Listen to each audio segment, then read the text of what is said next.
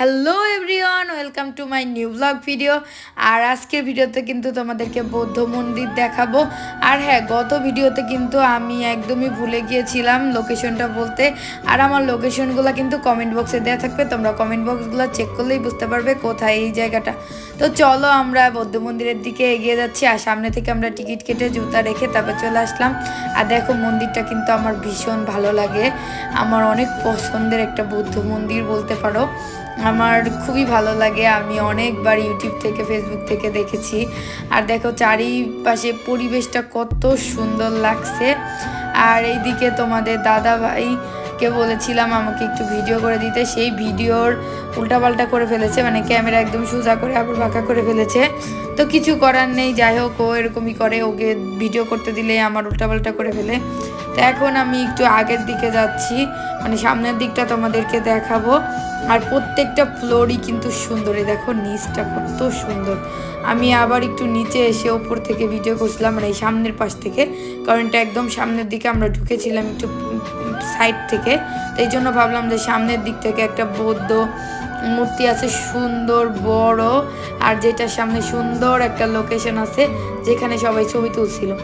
আর আমরা কিন্তু এখন প্রায় একতলা মতো উপরে, সেইখান থেকে আমি ভিডিও করছি। তো সেইখান থেকে আমি মন্দিরের সাইডটা নিতে চেষ্টা করছিলাম। আর আশা করি তোমাদের ভালো লেগেছে এই জায়গাটা। আর দেখো এখন আমরা একটু উপরের দিকে উঠে যাচ্ছি, কারণ আমরা মন্দিরের কাছে যাব। আর হ্যাঁ, কমেন্টে অবশ্যই জানাবে আমাদেরকে কেমন লাগছে। তো তোমাদের আশা করি এই মন্দিরটা খুবই ভালো লাগবে, তোমরা যদি চাও এখানে ঘুরে আসতে পারো। খুবই অল্প বাজেটের ভিতরে তোমরা এই জায়গা থেকে ঘুরে আসতে পারবে। তো দেখো, আমি মন্দিরটাকে ভিডিও নেওয়ার জন্য অনেক চেষ্টা করছিলাম, আমাকে সহ কিন্তু হচ্ছিল না, পরে আমি এমনি ভিডিও করছিলাম। আর নকশাগুলা মানে কি বলবো, একদম বাইরের কান্ট্রি থেকে এই নকশাগুলো করা হয়েছে, দরজার নকশাগুলো। আর দেখো ভিতরে বৌদ্ধ মন্দিরে মানে বৌদ্ধ দেবতা, মানে ওদের যা যা থাকে সেইগুলাই আছে। আর এত সুন্দর মূর্তিগুলা, মানে আর এত সুন্দর করে নকশাগুলা করছে, মানে দেখেই মানে মন ভরে যায়। আশা করি তোমাদের অনেক ভালো লাগবে। আর এই জিনিসটা কি আসলেই আমি বুঝতে পারিনি, তোমরা কমেন্টে জানিও যদি তোমরা এই বিষয়টা সম্পর্কে জেনে থাকো। আর দেখো, তোমাদের দাদাভাইয়ের সাথে এইখানে এসেও আমি একটা ভিডিও করে ফেললাম, যে এই যে সাইড থেকে চলে যাবে। আর এই এই এই মন্দিরটা নাকি আগে ছিল, এখন আর এই মন্দিরটাই পূজা করা হয় না, এখন এই মন্দিরটা নতুন বানানো হয়েছে। আর এই যে সামনের চত্বরটা দেখো কত সুন্দর লাগছিল। আর আমরা কিন্তু অনেকক্ষণ এখানে দাঁড়িয়েছিলাম, কিন্তু প্রচণ্ড ঠান্ডা লাগছিল আর প্রচুর ঠান্ডা বাতাস আসছিল। আর ওই দেখো গেট, মেন গেট, মানে যেইখান দিয়ে আমরা রিক্সা এসেছিলাম, এই জন্য আমার ভিডিও করা হয়নি।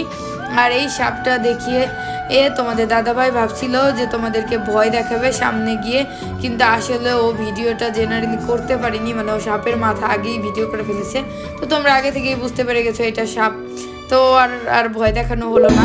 তো এখানে একটা মজার বিষয় আছে, সেটা হলো তোমাদের দাদাভাই একটা মজার কথা বলছিল, আমরা এখানে কিছুক্ষণ বসেছিলাম, প্রচুর ঠান্ডা লাগছিল, সেই কথাটা একটু শুনে আসি চলো। নাচ মানে কোন রকম একটু না গান পেলে কি হয় শালি, কি হয় শালি, কি হয়? শালীরা দুষ্টু হয়, সুন্দরী হয়, হ্যাঁ। চালাক হয়, হ্যাঁ, কার থেকে হয়? রোমান্টিক হয়। কার থেকে? ভোর থেকে। ভোর থেকে? আচ্ছা। তো তোমরা দেখতেই পেলে যে তোমাদের দাদা ভাইয়ের কী অবস্থা, সবখানে যে সে আমার বোনকে মিস করে, আর সব সময় আমার বোনকে সব জায়গায় ঘুরতে নিয়ে আসবে এগুলা বলে বেড়ায়। আর আমার বোনের প্রশংসা ছাড়া তার মুখে আর কোনো কথা নাই। তো ভিডিওটা এখানেই শেষ করছি, টাটা।